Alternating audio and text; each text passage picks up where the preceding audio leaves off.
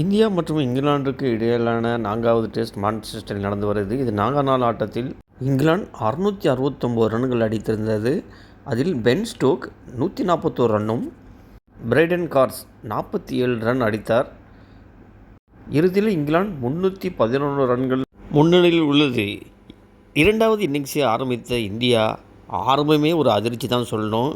0 ரன்னுக்கு வித்தவுட் ரன்னுக்கு 2 விக்கெட்டை இழந்து இருந்தது. அதில் ஜெய்ஸ்வால் மற்றும் சாய் சுதர்சன் முதல் ஓவரே ஓக்ஸ் வீசிய பந்தில் 2 விக்கெட்டுகளையும் பறிகொடுத்தனர், அதுவும் வித்தவுட் ரன்னில்.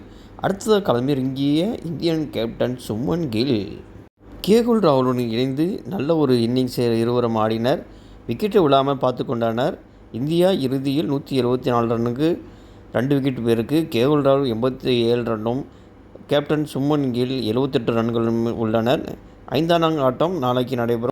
இந்தியா விக்கெட் விழாமல் இருந்தால் இந்தியா இந்த மேட்ச் டிராவ் ஆகக்கூடிய வாய்ப்பு தான் இருக்குது. பொறுத்திருந்து பார்ப்போம் மேட்ச் இது எந்த ரிசல்ட் இந்த மாதிரி வரும் என்பதை.